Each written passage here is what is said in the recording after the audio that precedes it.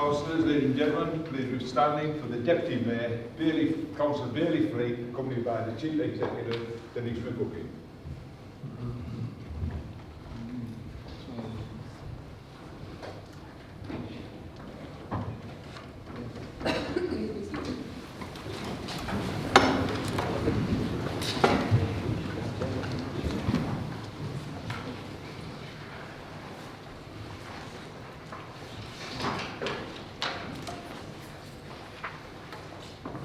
Good evening, everyone. So, do we have any apologies for absent members? Thank you, Madam Chair. Apologies from Councillor Lucan, Holbrook, Leedon, Thompson, Martin, Wells and Clayton. Are there any other apologies from the floor? There's anybody not here on this council knows? No one knows us? No? Any declarations of interest from members? No. Any business required by statute to be done before any other business? There is none. Any questions from members of the council on the minutes of the last meeting of council? We just need to approve. So to approve the minutes of the last meeting of the council held on the 5th of February 2026 as a correct record. Okay. Any questions from members of the council on the minutes of the last meeting of council? Any business required by statute to be done? Any announcements from the chair or the head of paid services? Nothing from me. No. Any business remaining from the last meeting and receiving the report of any committee to which such business was referred to consideration? No. And to consider reports from the council's committees and to receive questions and answers on any of those reports? Treasury? No. So I'm conscious the chair isn't here, Councillor Moore, but I'm also conscious of the importance of getting this through. So I'm happy to present this report on his behalf as read. And if there are any questions, my finance team are in the shadows to help me answer them. And we just agreed that statutory. Excellent, thank you. Oh, I need to record it all. Sorry. Those in favour, Councillor Allen. For. Councillor Bailey-Fleet. For. Councillor Boddy. For. Councillor Cook. For. Crenny. For. Creevy. For. Darby. For. Dodds. For. Doyle. For. Dunbar. For. Feeney. For. Hall. For. Hargreaves. For. Harrison. For. Jolson. For. Lindridge. For. Little. For. Mail. For. Morley. For. Napper. For. Nelson. For. Oliver. For. Reeve. Not here. Riddle. For. Roy. For. Scarborough. For. Smith. For. Wallace. For. Young. For. Carried unanimously, but needs to be recorded in finance. Thank you, Madam.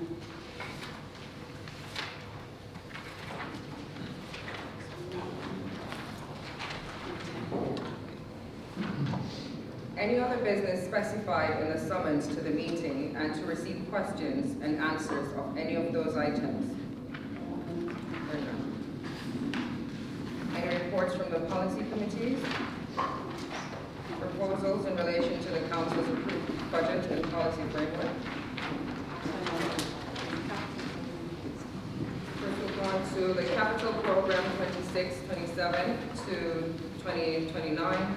Report of Finance and Corporate Affairs Committee. That's me, Chair. I'll take that one. Item number 1 is the capital programme 26-27 to 28-29. This is a report from the Finance and Corporate Affairs Committee. I'm just going to move the report as read. That's move the report, Chair. Right. So we'll have a recorded vote. A recorded vote.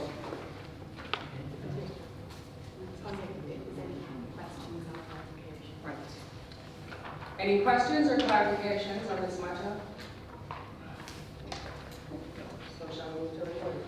Move the vote be put, Chair. Second. Second. Okay, thank you. Councillor Allen, For. Councillor Bailey-Fleet, For.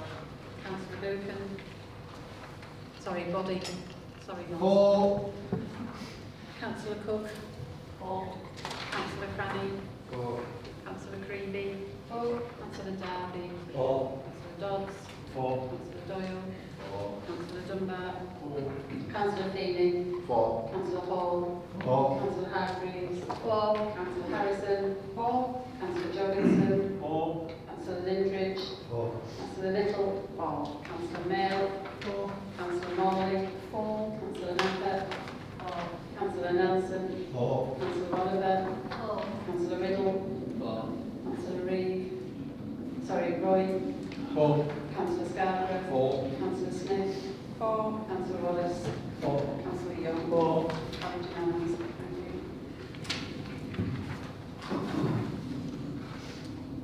you. The medium-term financial strategy, 26-27, statutory budget and the council tax determination, report of finance and corporate affairs committee.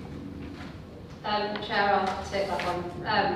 Now I'm a speaker, so that's good for everyone.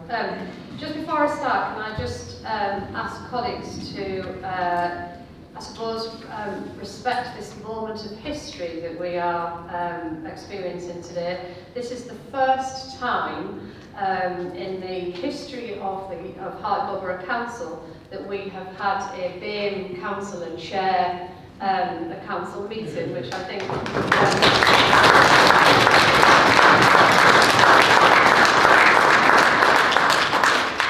and you're doing a fine job this evening, and it is your first meeting, and it's a big meeting, so so thank you, Councillor Bailey-Fleet.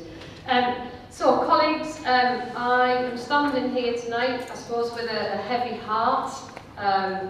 This isn't really the speech that I expected to make in relation to this year's budget.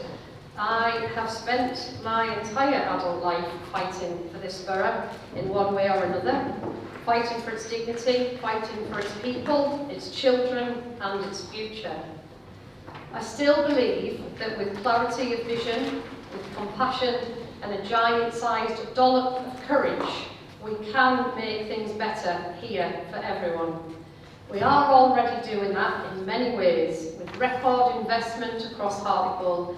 Things are happening here in Hartlepool that I never thought possible when I was growing up. But that aside, I am utterly devastated this evening, not because we have failed as a council, far from it. I am devastated because the Labour government that we were promised would stand up for us has failed us. Not marginally, but profoundly. And in a way that leaves us facing stark and painful choices as a council and as a borough. But the facts matter. Hartlepool has one of the highest numbers of children in care in the country. And these are not statistics, these are lives.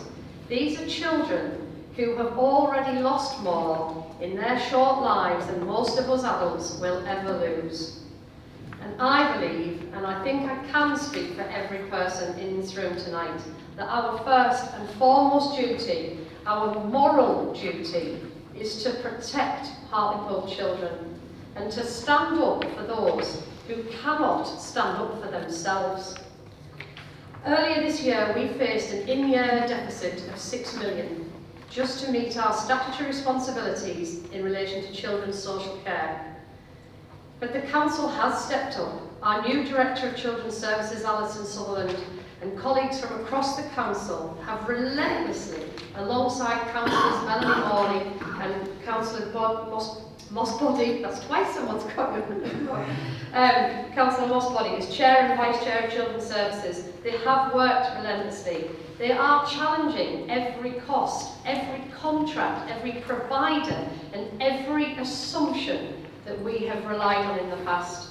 And through that determination and that hard work, we are cutting that deficit from 6 million to 3 million. And that is about difficult choices that they are making and we will have to make. We are already reducing agency spend, challenging excessive placement costs, stabilising services and ensuring robust financial oversight. And we're doing all of this at the same time as keeping children at the centre of every decision that we're making. But as we all know, this crisis in social care is not of our making. It is being made worse by other councils pushing families out of their areas and into towns like ours because our housing is cheaper. People are pressured, threatened with homelessness and moved here, sometimes in the dead of night without anything but the clothes they are stood up in, and they are shipped here by taxi, and we are having to shoulder the cost of helping these people. Hartlepool is covering the costs of the moral responsibilities of other local authorities. They are shunting those costs to us, and it is wrong. It is not fair for us to do that. Before Christmas, the government published a provisional settlement that failed to reflect that level of need. It failed to recognise the pressures that we are under. So alongside our MP, we fought the case. We've lobbied ministers and advisors and officials, just about anybody who would listen. We've set out the evidence and the consequences. And yet the final settlement that we recently received did not change substantially. Other councils received more funding than Hartlepool received in total.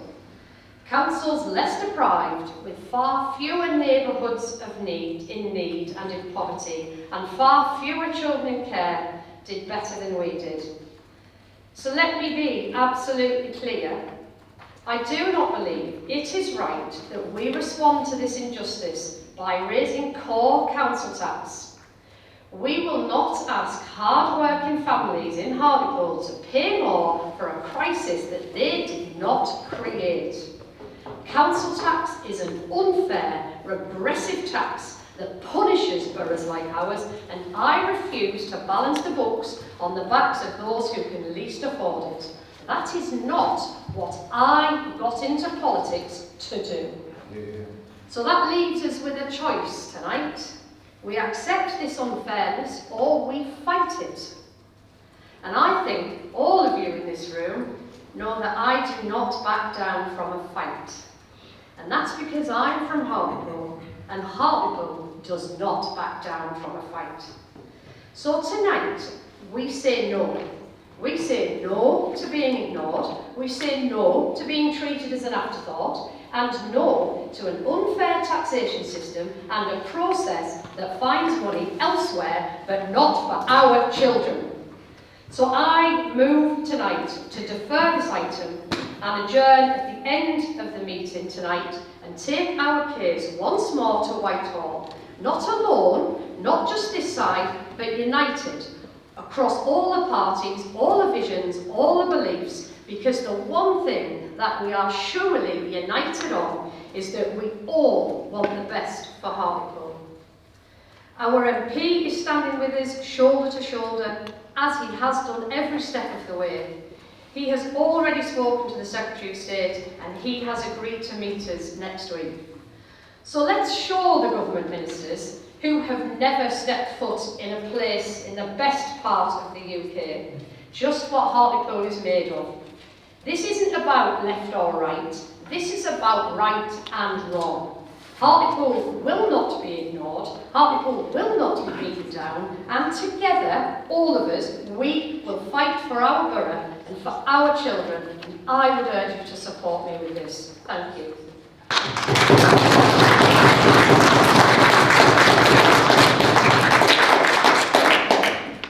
Councillor Young. Sorry, is there a second there?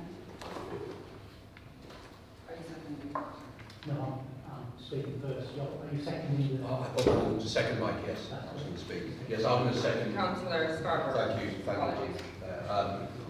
It's not what I came to be a local council for either. I'm not going to spend much time speaking because Pam said everything that needs to be said.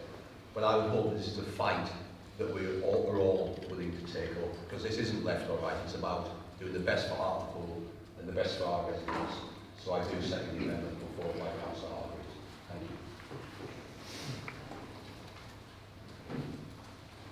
Councillor Young. Thank you, Deputy Mayor, right way around. Thank you very much. And welcome to the seat. I think it's a tricky one because we've heard from Labour for a long time about 14 years of austerity, how the Conservatives didn't do a great job, and all the rest of it. And here we are looking at you thinking, well, you had 14 years to plan for this.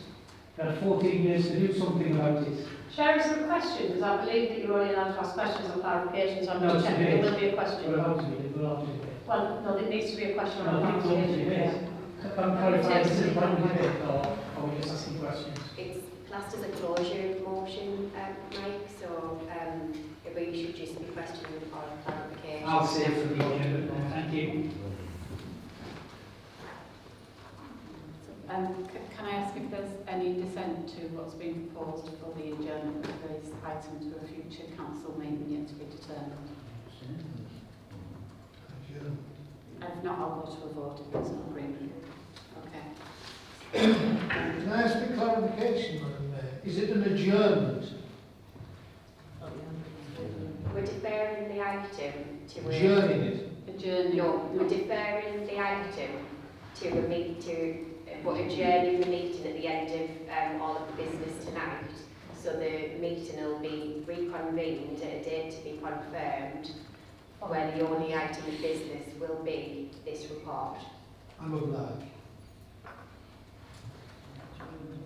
And because it's if the request is for adjournment, we need to have agreement or we need to vote on that. So we'll go down those in favour. Can I ask a question? Yeah. The chair, it's down to the chair. Oh, sorry. Councillor Smith, please go ahead. Thank you. What happens if... So what date do we have to make a decision by? And what happens if you go to this to speak to these people and they go, you have no intentions of raising council tax, so you must have enough money to be able to do what you want to do, because if you plan not to raise council tax for so long, you must have had a plan in your head. You know, that type of conversation, and they say to you, well, I'm sorry, we're not giving you any money. What happens at that point? Are we just kicking the can down the road, or you know, just want clarification. What happens when? And I'm happy to. Councillor Hargreaves. Chair, I'm happy to answer that. I mean, the date that we, just to take the practical thing, the date that we have to have a budget is the 5th of March, because that's the date that council tax letters have to go out. So we will have to have the meeting, regardless, one way or the other, by the 5th of March. And I think the thing about it is that you know, this is an option on the table. You know, we are at the 11th hour, but this is an option that is on the table. So I cannot, in good conscience, not try every single thing to get the money that we need. So this meeting, and you know, the Secretary of State has said he will meet us. It might not result in anything, but we have to push and we have to try, and then that way we'll have all of the facts and we've exhausted every option. And I would ask us all to support that. You know, come with us, do it together, and then we come back and we've got the opportunity to have all of that discussion and to consider the outcome of that meeting. Councillor Young, you have a question? Yeah, just a question. So, Labour have been asked to set the budget, Labour can't set the budget. Why? What is the sticking point that the government are sticking on not giving you the extra funding? Why are they not giving the extra funding? Councillor Hargreaves. It's not that we can't set a budget or that we haven't set a budget yet, Councillor Young. What we're talking about is trying to get as much money as possible to make that process as smooth as possible for everybody out there. So that's where we're at. And the government, what the government's argument is that they have given more money to local authorities, and in technical terms they have given more money than ever before. In the last 14 years they have given more money. The reality is, though, is that it doesn't recognise the pressures that we have on social care. That's just the reality of it. It's not the amount that's coming in, it's the, it's the amount that we've got to spend. And those placements that we are paying for are the same cost here as they are in anywhere else around the UK. So whilst we're not getting in as much as others, our costs are still as high as everybody else's, and that balance is the thing that is really difficult. And those social care pressures, as I outlined, are not of our making, and we have to go and make that case and go that fight. And we might not get anywhere, but I have to explore it. I have to try everything to get every penny that we can for the people of our borough. Councillor Young. Get that wrong there. I'm calling that very easy for the purposes of this. So fairer funding was the opportunity to get this right. And we all know that the problems in London is homelessness, the problems here is children in care. What did the government get wrong in terms of applying the right metrics and the right formulas for all the different parts of this country? Because that was the opportunity, and that was the 14 years of plan that we thought was going on. Councillor Margaret. I suppose what I would say is when you were a member of the Conservatives, you probably were party to some of the decisions that were made during those 14 years more than we were. But in terms of fairer funding, I suppose it comes down to they've got the same challenges that we've got, and that they were left in a ridiculously, in a massive economic hole brought about by the 14 years that went before it. So they've had to cut their pattern according to their cloth, or their cloth according to their pattern. So they've had to do the same thing that we're doing, and there just isn't enough money in the system. But they have rewarded, they have given local authorities more money. It just isn't enough. So the fairer funding was, I suppose, they looked at it when they got in and realised the disaster that had been left for them, and they've had to do what they can. But that aside, that's just not good enough for Hartlepool. Like, I don't really care who they are, and I have that history. It's not about that. It's the fact that it's just not enough money for us in Hartlepool with the costs, with the pressures that we have. That's all it comes down to. And I think we just have to have the opportunity to articulate that to the man who can make that, who can make a difference. We have to do it pragmatically, and we have to give him some solutions to that, and we have to make the case, and that's why I think together we can do that. But we have to try. Councillor Little, please. My question is, if we can't set a budget on the 5th of March, We have to. what happens? There's what happens to the one? Is it the 115 or 114 return officer? Which can I set budget? And with that, how would the council go forward from that? Because obviously we all care about our vulnerable children and vulnerable adults, but there's other things like libraries and other stuff that can suffer from not making this decision. We don't really have enough. We have to set a budget by the 5th. So, there isn't. We just that is what we have to do. There will be a budget by the 5th of March. There will be a budget. Madam Deputy Mayor, if I can just confirm, legally, the members, you've got no choice. There has to be a budget set. I've explored that option as well. Councillor Limbridge. Thanks, Madam Deputy Mayor. A very passionate case made by Pam, and I think it was heartfelt, and I think it was necessary. The question I would like to ask is, in order to make a robust budget, what amount are we thinking about? What amount have you thought, in other words, to bring that deficit down, so that James's recommendations are for the freeze, for what you want, and be put through? And if so, what would happen if you don't get that funding?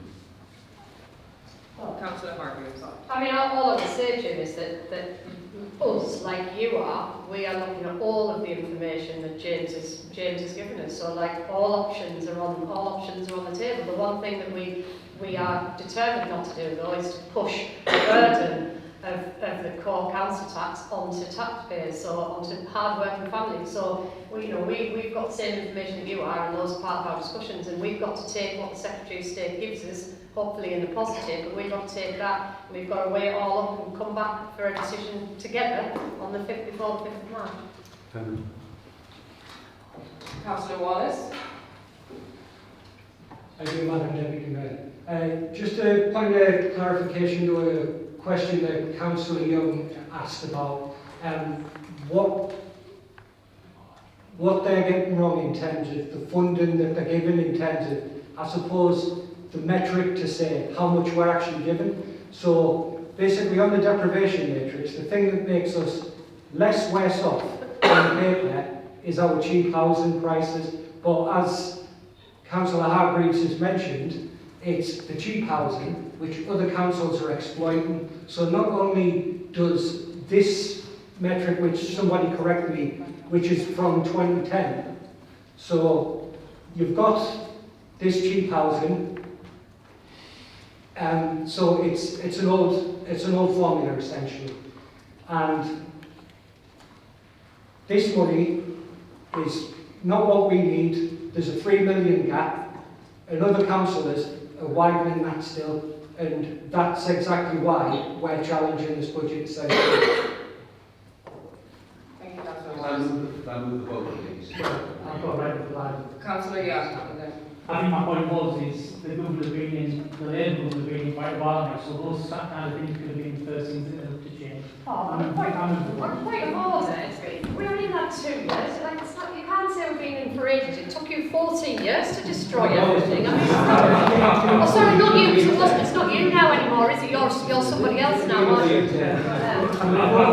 move to a vote. Thank you. Councillor Young, we're moving to a vote. Madam Deputy Mayor. So Eddie's going to read out exactly what we've been debating, just for clarity for everyone, and then we'll go to the vote. So you voted for or against that upon completion of the remaining business on this agenda, the meeting will stand adjourned to a date to be confirmed by the Chief Executive in consultation with the Chair of Council, at which the reconvened meeting shall consider the emptiness as the only item of business. Okay. Those in favour, Councillor or against? Councillor Allen? For. Councillor Bailey-Fleet? For. Councillor Boddy? For. Councillor Cook? For. Councillor Cranny? Against. Councillor Creevy? For. Councillor Darby? Abstain. Councillor Dodds? For. Councillor Doyle? Abstain. Councillor Dunbar? For. Councillor Feeney? For. Councillor Hall? For. Councillor Hargreaves? For. Councillor Harrison? For. Councillor Jorgensen? For. Councillor Lindridge? For. Councillor Little? For. Councillor Mail? For. Councillor Morley? For. Councillor Napper? Abstain. Councillor Nelson? For. Councillor Oliver? For. Councillor Riddle? For. Councillor Roy? For. Councillor Scarborough? For. Councillor Smith? For. Councillor Wallace? For. Councillor Young? Abstain.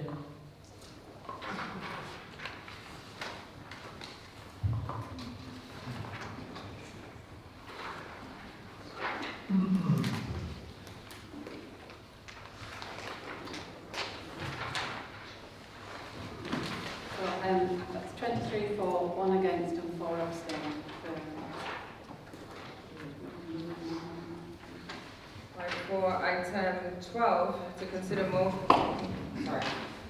moving on to item 12, to consider motions in order in which notice has been received. This motion is the National Year of Reading 2026. Councillor Hargreaves. Chair, it's unfortunate that I've done all the speaking tonight. I won't speak for very long, but I just have an absolute pleasure in moving this motion, Chair. This year is the National Year of Reading, and I think when you think about Hartlepool, the fact that 1 in 3 adults in Hartlepool are functionally illiterate, and we have an average reading age of around 7 compared to a national reading age of around 11. And when you think about the reading age and you think about literacy, it isn't just about reading, it's actually digital literacy, it's health literacy, and all of those aspects have the effect of reducing the life expectancy of people in Hartlepool. So reading is the start of all of that. It's not a privilege, it's a right. and I have been fortunate over the last year to be the literacy champion. We set up a literacy task force, and we've been working over the last 12 months. We had the first literacy summit a year ago, and we are participating. We're following that up through Councillor Melanie Morley's Senate conference, which is happening very shortly. There are some amazing stats in the motion, which I'm sure everybody's read, but they just give you a sense of how we are trying to tackle the issue of literacy in a true partnership way. And I just want to highlight a couple of things. One is to do a big shout out to Kia as a construction company. Not the Prime Minister. But they have, as a company, they got involved in the Literacy Task Force, and they are well and truly just run with it, and they have like put it in, permeated every aspect of their business. They have looked at every single piece of their communication as a company, and in terms of their trainees, and in terms of any training that they do as an organisation. They've rewritten all of their documents to lower the average reading age of all of their documents, so that now anybody who comes in there can understand. And in fact, Terry is even. So the one sticking point that they had was the electronic devices that get you into the building, the manuals for those. They were run by somebody else, so he has even gone and championed them changing their manuals so that actually they are now reduced to a reading age that everyone can understand. So as a company, really getting on board, and that is exactly what we want to see from other companies, including ourselves. So some of the recommendations in there are about us adopting these practices and making sure that all of our communications are written in a way that everybody can understand. The other thing that I want to just highlight, and I'm so proud of this, and I think it's such an amazing thing, is that another local business, so Lindsay Hogg from Hogg Global Logistics, entered a competition a while ago to get a little library, a little mini library place. She entered a competition run by Penguin Books. She, against all odds, and I've talked to Lindsay about this, against all odds, she thought, well, somebody's got to win it, I'll apply. And she applied, and she won. They said that she could put a little library. So there is now a little library. The first little library is on Warsett Lane, which is close to where she lives. And she's exceptionally proud of it, and it was an amazing thing. When we went to see it, and we saw the little library, and I heard her passion, I just thought, this is something we should have in every ward. Like, every ward should have a little library.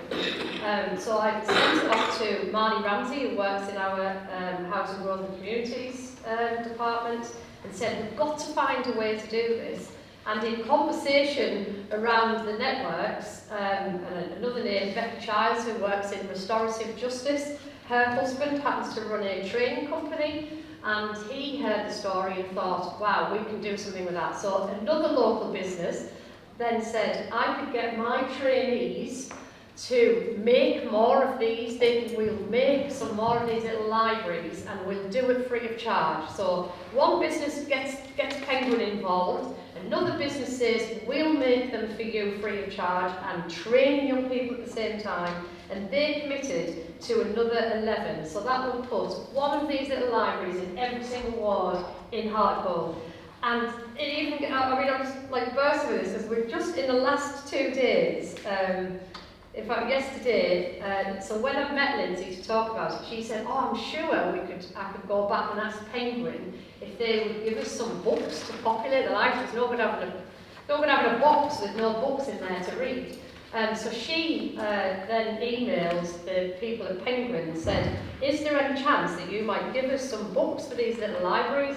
And Penguin yesterday came back and confirmed that they will put books in each of those little libraries. So we will have 12 little libraries with brand new books right across the town. And that is coming from a true partnership, you know, Penguin stepping up and 3 local businesses getting involved in that, and it just goes to show you what we can do when we all work together collaboratively and cooperatively. So a real success story. And in terms of the motion itself, there are some practical things there that I'm asking council to support as part of the motion.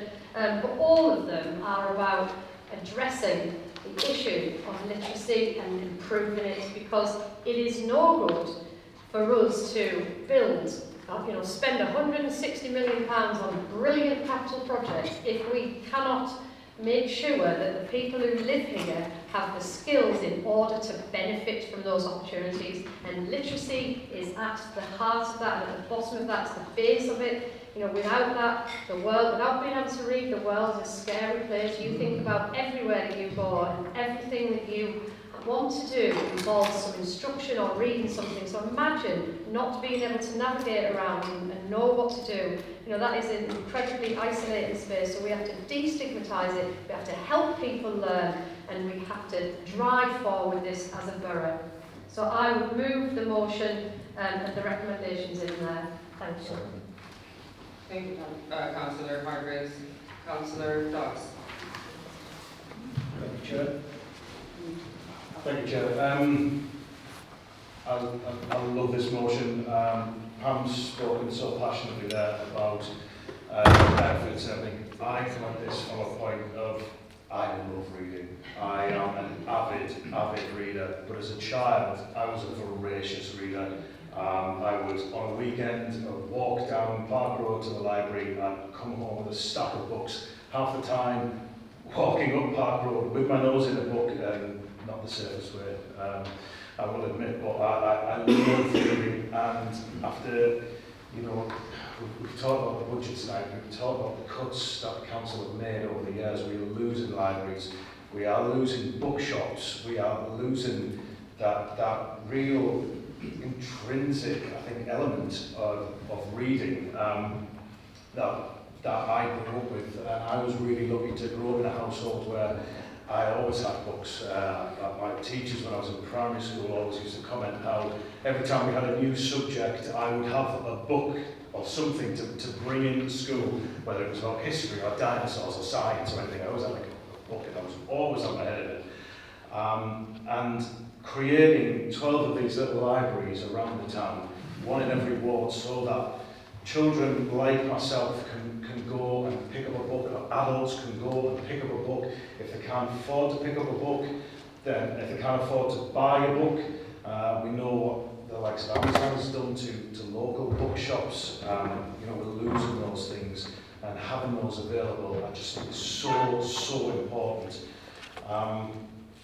And when it comes to it, we get all these, it's great that we've got Penguin donating half of boxes of them, and will also be donating. If anyone ever wants a book recommendation or to borrow, I've got plenty on all kinds of subjects. So I would urge everyone to really support this. And if you haven't in a while, go home tonight, pick up a book and have a good read, because I honestly, there's nothing better. Thank you very much. Thank you, Councillor Dawes. Councillor Morley. Thank you, Chair. I'm really proud of this initiative and this motion tonight. A lot of people, Councillor Napper, Councillor Little and the councillors behind me in Children's Services know that I talk a lot about. At the moment in Children's Services, I'm kind of running two systems. I am running an early intervention system, and I am looking after the system that is currently happening and the better management, if you like, of the services, of the culture and the various things. And one of the things we talk about often in the Children's Services Committee is how early interventions stop children going into social care, stop the accumulation of costs, stop the breakups of families.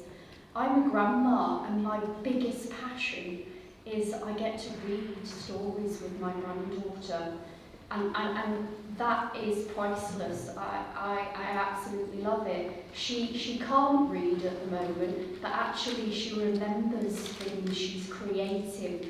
It seeks aspirations. It makes her want to learn more.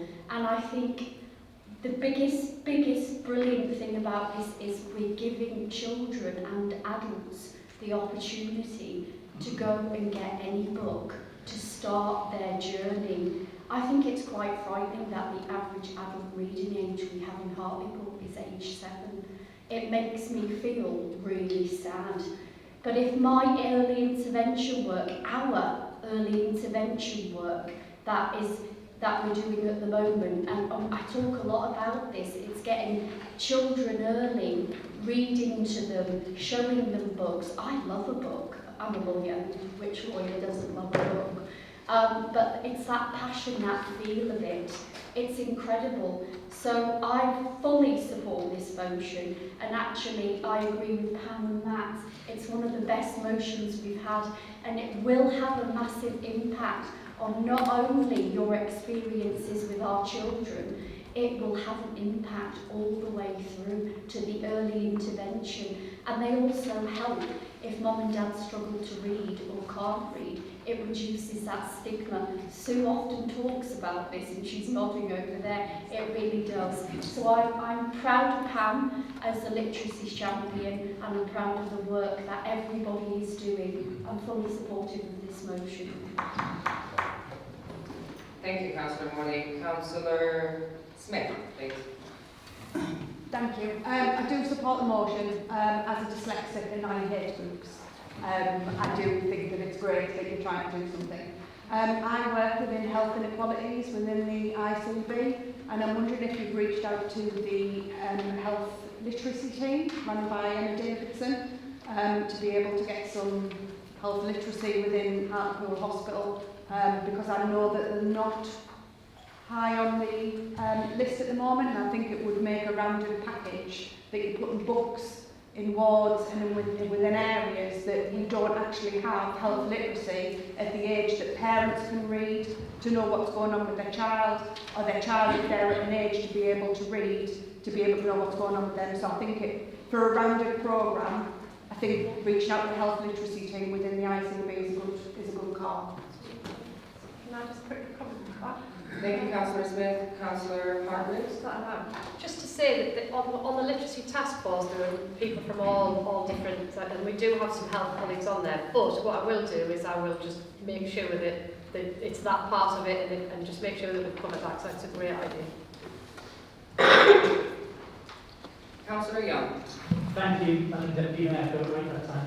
Not that I've been practicing. So, nobody's going to be against this. It's a fantastic idea. It's going to work wonders.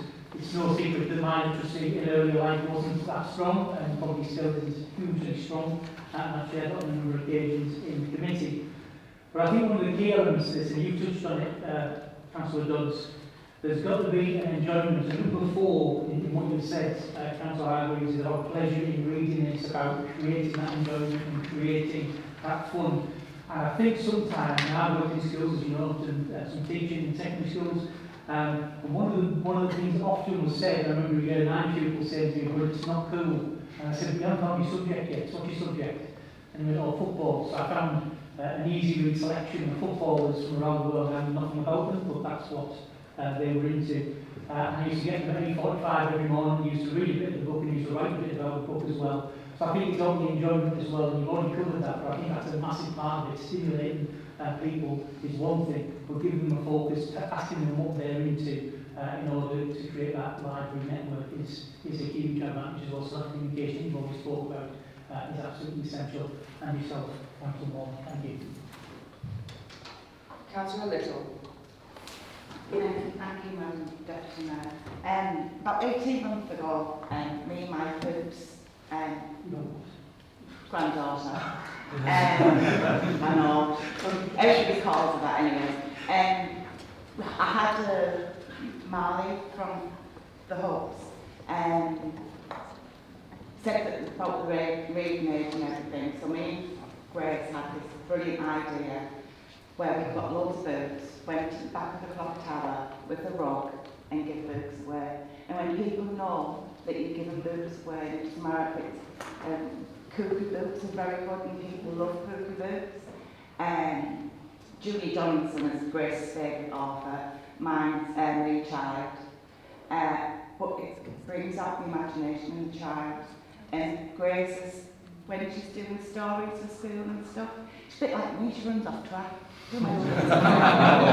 But reading, it's, my dad always said you should never take a book away from a child. I said, Dad, it's 11:30 at night, you do take a book away from a child. But reading, it brings so much pleasure to me and my family. When Harry Potter was out and the City of Ember was out, I had to read them first, before the boys. I think it was age appropriate, I loved all of them. But I'm taking my hat off to you, well done. And people will give you free boots if you ask as well. Thank you, Councillor Little. Councillor Mayo.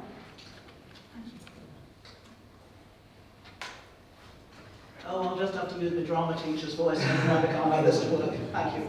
I just wanted to say, thank you, Madam Deputy Mayor. I actually sit on two of the literacy task groups that are going, the children's literacy group and the digital literacy group. And I wanted to pay tribute to the amount of work, brilliant work that's been done by people from all different departments of this council, the work they've done gathering facts, going out, so that we've got the contact with the local businesses as well. It's been so heartening to see, there's so much reach out. Health literacy is something where we're contacting, it's really about getting the news into the doctor's surgeries, where we had the very interesting presentation on the Literacy Day about from a surgery up in Sunderland, about just how the surgeries can work to make sure that the information gets out to people who would not automatically read the posters on the wall, who are not confident reading texts on a small screen of their phone.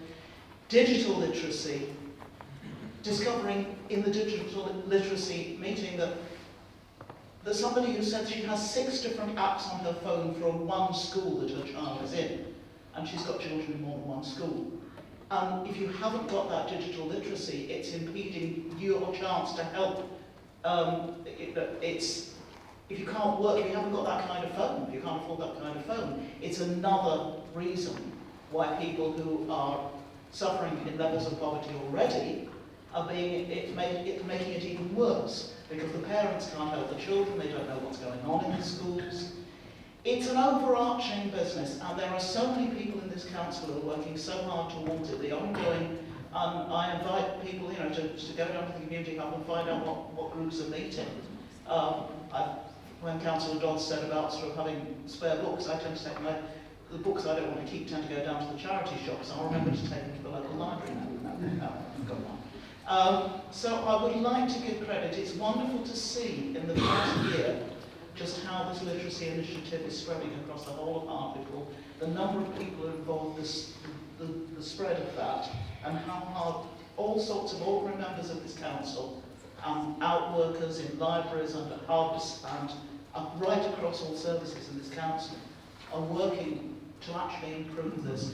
I think it's a wonderful thing. And for the members of the public who don't have the full text of this motion in front of them, the number of different things that we're saying we are supporting and that we want to support cover all these things.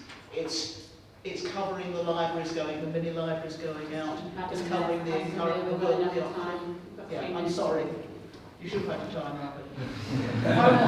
I just wanted to make sure that the people who are doing all the hard work here were getting a shout out.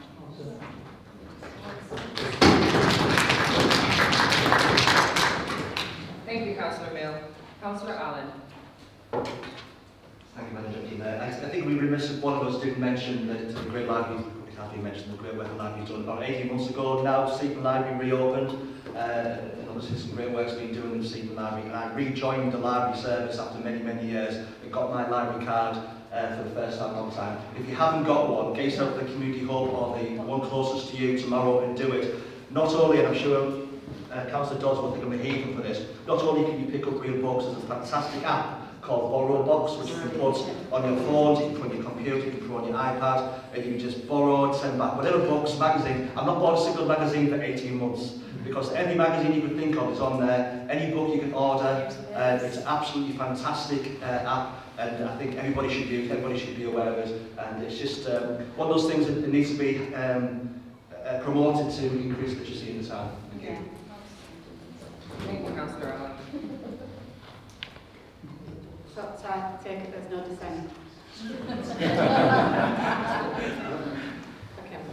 Jim dissents. Oh, sorry, You realise there's not many people speaking. Anyway, Councillor Lynn. thanks. I'm absolutely endorse this reading strategy. I taught at literacy many years ago, and it was quite heartrending. Teaching adults how to read and write when they couldn't actually read and write. And they're hiding behind a newspaper, pretending to read and they couldn't. One of the biggest things that came through to me, and still is now, is the fact that they couldn't read books or nursery rhymes to the young offspring or the grandchildren. I actually think this will improve the long-term aspirations of these young children, and that hopefully that will feed into the mums and dads. If they couldn't read and write, Michael Kelly's dead, it'll improve confidence in them, and improve the mental health. And I think it will reduce bullying, because these young children will be able to communicate either in writing or in some form to their teachers or mums and dads or their friends, and hopefully that will run to them and they'll express the emotions, and hopefully, you know, this strategy is much needed. I think it'll be perfect for the town. Thanks. Thank you, Councillor Lindridge. So, we'll proceed. There's nothing on item 13 and 14. Any questions of members of the council under Rule 10? Questions to the chairs about recent decisions on the council committees and forums without notice under Council Procedure Rule 10.1.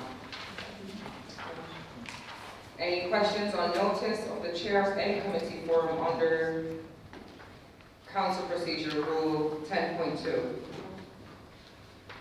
Questions on notice to the council representatives on the Police and Crime Panel and Cleveland Fire Authority. The minutes of the meeting held by the Cleveland Police and Crime Panel on the 11th of November 2025. No.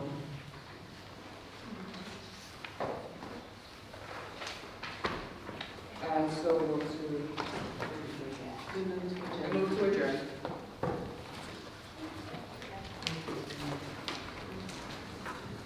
Please stand.